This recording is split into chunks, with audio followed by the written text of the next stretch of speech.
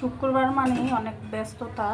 সকালবেলা ঘুমের থেকে উঠা আগে খিচুড়ি বসাইছি, বসায় চুলার ভিতরে রাইখাই চলে গেছি বাজারে। আর এখানে ডিম ভাজি করলাম, খিচুড়িটা খাবো। এখন গরুর মাংস আনছি, কিন্তু এখন রান্না করা সম্ভব না। তো বাজারে গিয়া বাজার থেকে যেটা আনা হচ্ছে সবথেকে পছন্দের, এটা হচ্ছে চিংড়ি মাছটা। এই যে আমাদের এদিকে একটা সাইড আছে, ওখানে মানে জেলেরা আসে মাছ নিয়ে, অনেক চিংড়ি মাছ উঠছে। আমি হাফ কেজি আনছি। চিংড়ি মাছগুলো কত সুন্দর।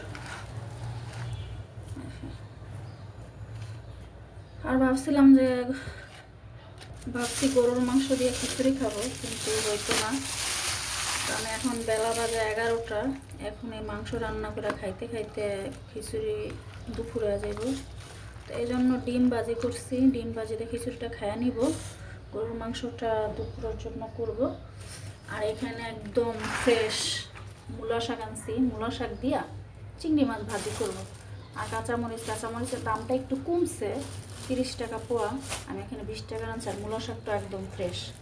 চিংড়ি মাছ দিয়ে মূলা শাক ভাজি অনেক টেস্টি, ঠিক আছে। আর আলু দিব আজকে, গরুর মাংসে আলু দিয়ে পাতলা ঝোল করবো হালকা হালকা।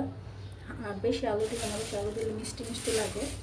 তো সকালবেলা উঠা মানে রান্না বাড়া, তারপর বাজার করা, তারপর আবার এক বালতি কাপড় ধুইছি। মেয়ের স্কুল ড্রেস মানে ভিজায় ঠিজায় রাখছি, বাইরে বৃষ্টি হইতাছে, সেগুলো খাচ্ছি মানে পরিষ্কার করছি। এখন বাজে 11টা, এখন পর্যন্ত নাস্তা খাইতে পারি নাই। শুক্রবার দেখা গেছে একটু কাজটা একটু বেশিই থাকে মানে সকাল থেকে। তো যাই হোক, এখন নাস্তাটা করে বাকি কাজগুলো নিয়ে মানে গুছানো, এখনও ঘর দুয়ার বিছনাদারি কিছুই গুছানো হয় নাই। ওইগুলো নাস্তা করে আগে তারপর ওইগুলো গুছগাছ করবো।